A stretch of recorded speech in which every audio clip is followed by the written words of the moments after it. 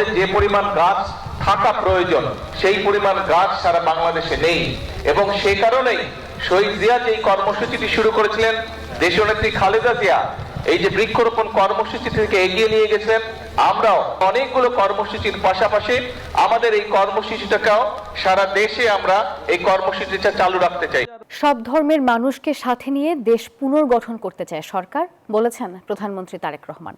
আর এ সময় পরিবেশ রক্ষায় বৃক্ষরোপণ এবং পরিচ্ছন্নতা অভিযানে সবাইকে এগিয়ে আসার আহ্বানও জানান তিনি।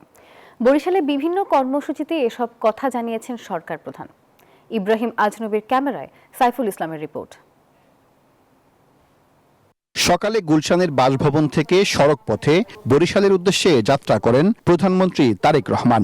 পথে পথে দলীয় নেতাকর্মী ও সাধারণ মানুষের ভালোবাসায় সিক্ত হন তিনি। বরিশাল পৌঁছেই গৌরনদীর বাটাজোর ইউনিয়নের শরীকলে পুনঃখনন করা খালের পাড়ে বৃক্ষরোপণ কর্মসূচির উদ্বোধন করেন তিনি।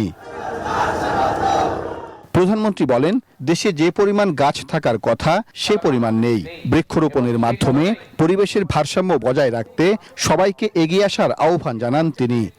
সব মশার বিরুদ্ধে সুরক্ষা দিতে এলো বসুন্ধরা এক্সট্রিম অ্যারোসল, মশার বিরুদ্ধে এক্সট্রিম সুরক্ষা। আমাদের যে পরিমাণ গাছ থাকা প্রয়োজন সেই পরিমাণ গাছ সারা বাংলাদেশে নেই, এবং সেই কারণেই শহীদ জিয়া যে কর্মসূচিটি শুরু করেছিলেন, দেশনেত্রী খালেদা জিয়া এই যে বৃক্ষরোপণ কর্মসূচি থেকে এগিয়ে নিয়ে গেছেন, আমরাও অনেকগুলো কর্মসূচির পাশাপাশি আমাদের এই কর্মসূচিটাকেও সারা দেশে আমরা এই কর্মসূচিটা চালু রাখতে চাই।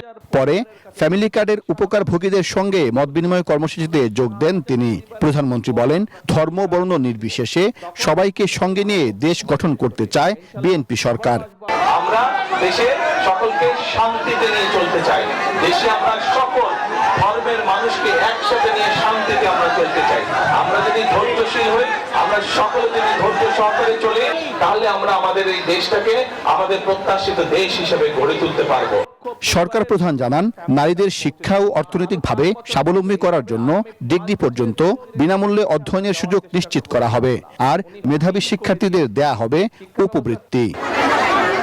সরকার গঠনের পর থেকেই নির্বাচনের আগে দেয়া ওয়াদাগুলো বাস্তবায়ন করতে সারা দেশে সফর করছেন প্রধানমন্ত্রী তারেক রহমান।